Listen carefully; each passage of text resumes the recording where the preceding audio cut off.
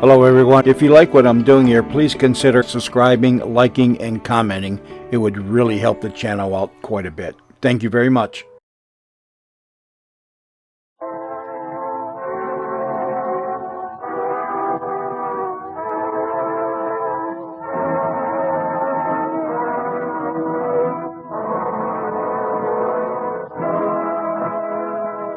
We now present George Edwards in Frankenstein.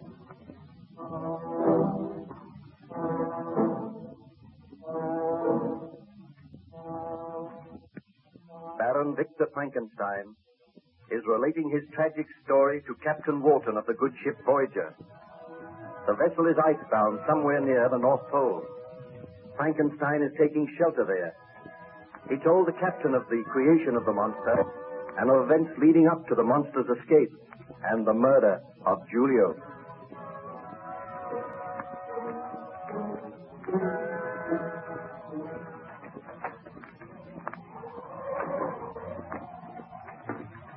You look much better this morning, Baron Frankenstein. I trust you had a good night's sleep. I feel better, thank you, Captain. Tell me, what happened after you discovered the body of your servant Julio? I recall it quite clearly. My friend Ernst Clerval and myself were in the laboratory. We found that the door of the monster's room had been burst open, and there was the broken body of Julio lying upon the floor. We bent over the body, and then Clerval. Do you realize, Victor, that you have unleashed a monster upon the world, a killer? Anybody's life may be in danger. We must make a search immediately. I will organize a search party. All the peasants on the estate can join in the search. I now realize the enormity of my crime. I will aid you, but I do not know what Elizabeth will say when she learns of this. What are the authorities going to say? How am I going to explain the broken body of Julio? You will have to tell the truth to the police. But they will not believe me. They think I am mad. Oh, you were mad to attempt this experiment. I am only sorry that it has succeeded. Elizabeth will be appalled when she hears this news. I will search for the monster, I promise you. But I do not think there is anything further to fear, Ernst. The monster will perish. I wish that this were only a dream, some horrible nightmare, and I could awaken to find it was not true. God, Julio's body proves the truth of what has happened. I know, but somehow my fear has vanished. I am going to seek my own happiness now. Oh, how can you talk like that when the monster is at large? The monster will be found. If not, he will perish. Let us go to the police.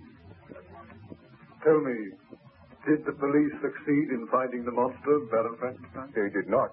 The search went on for days, and still there was no trace of the monster. But my hopes were high. I felt sure that the creature had wandered away somewhere in the hills, and there perished from cold and starvation. There came a day when I had almost forgotten the monster, and my experiments, they seemed like some dim dream of the past. I sought out Elizabeth, I feel sure that we will have no further fear of the strange creature for which I was responsible. I am asking you now, will you marry me and come away to England? Let us take a long journey together. But Victor, does your conscience allow you to live here? Are you sure that nothing further will be heard of this horrible creature? Oh, it is some months since the monster disappeared and nothing has been heard of it. It is safe for me to go now, Elizabeth. How long shall we be away? For at least 6 months. Then we shall return here and settle down in my home. Oh, please say that you will marry me as soon as possible, Elizabeth. There is only one request I have to make of you, Victor. What is it? My sister's child, William, needs a home. His mother is very ill. His father is dead. Can he come and live with us? Well, of course, I am very fond of William. We shall adopt him, and he shall be as our own child. Oh, you are very kind, Victor. Oh, I am just a man in love with a beautiful woman. Now, let us go and tell your father. We will be married very soon, and we shall make all arrangements for our journey. Well, Baron Frankenstein, I trust you are not too tired to continue with the story? No, I am just marshalling the facts recalling my happy marriage. Those glorious few months in England and then my return home. How long did you remain in England? For 8 months. We had a delightful holiday there, and I returned to my ancestral home, and my wife and I settled down. During our absence, we had left the child William in charge of a nurse, whom we called Justine. She was an old friend of the family. She had known my wife for years. A few days after our return, Justine approached my wife. Master William desires that I shall take him out for a walk. Do you think the weather is clear enough, Baroness? Oh, I think the child could go for a walk. What do you think, Victor? By all means, the sun is shining brightly now, although there are clouds on the horizon. Clouds under the horizon. Thick black clouds. I fear there may be a storm. Oh, just such a storm as one. Please, Victor, we agreed never to talk of that. Well, may I take the child for a walk? Yes, just a short walk down to the lake, Justine. Tell me, Justine, do you like the child? Do you think that young Master William shows promise? He is rather a baby child, with a very strong will of his own. But I am fairly strict with him. Oh, you must not be too strict with him. Remember, we were all young once. I will remember that, Baroness. All right, take him out now. But do not take him any further down the lake.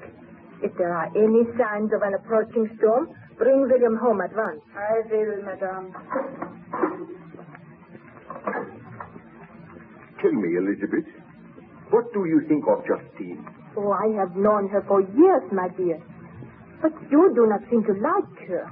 She is rather a grim and forbidding woman. Oh, in reality, she has a very kind heart. Come over here, Elizabeth.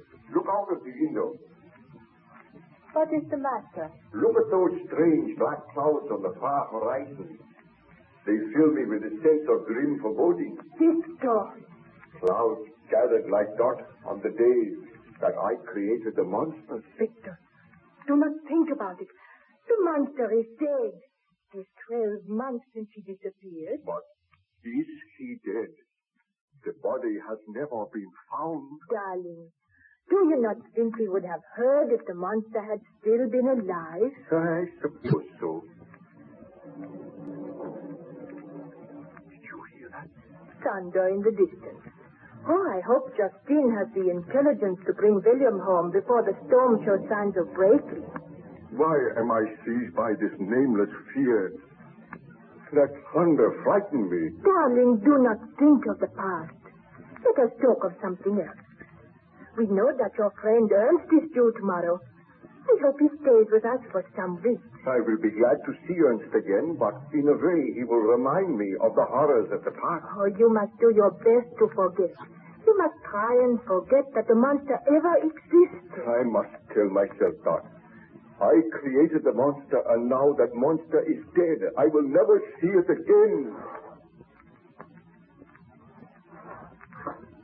Victor, what can I hear? That dreadful sound. Strange, dragging footsteps. The footsteps are approaching this door. Oh, Victor, I am frightened. The footsteps have stopped. Victor, what can it mean?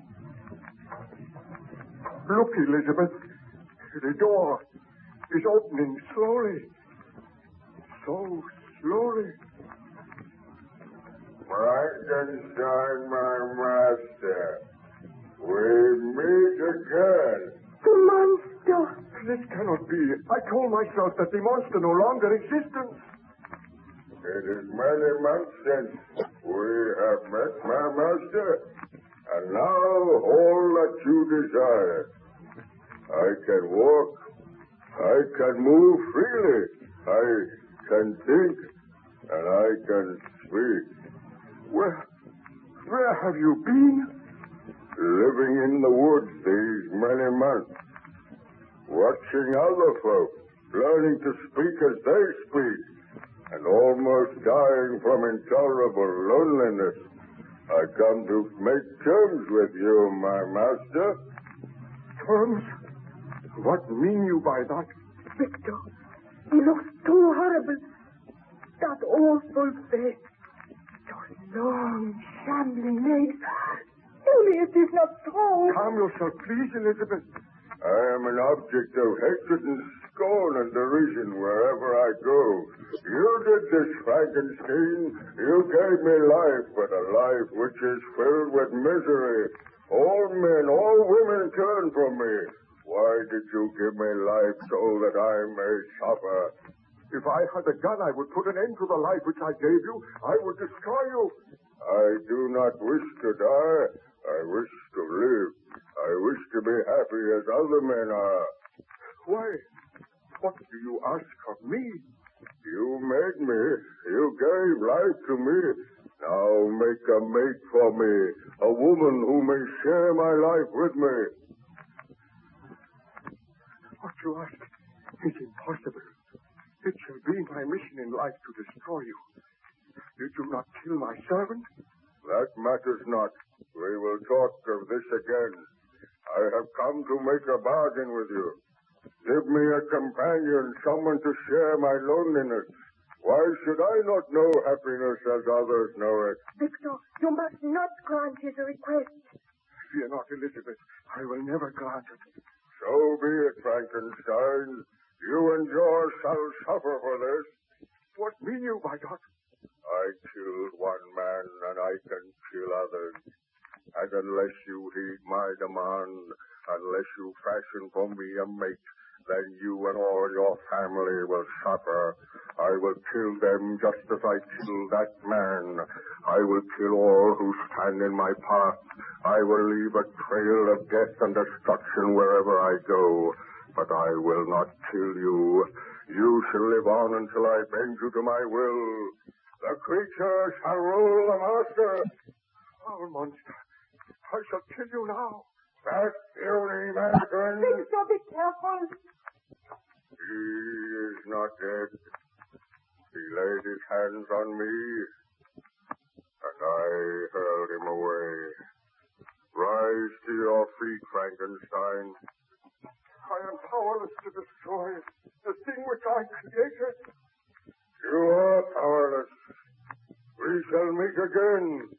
You have refused my demand, but you shall hear from me. Farewell, Frankenstein. Victor, you just go after him. He will kill you. Elizabeth, what can I do? You heard his threat. Let us gather the villagers together so that by uniting we may destroy him. One man cannot prevail against him, but many will succeed in killing him. You are right, Elizabeth.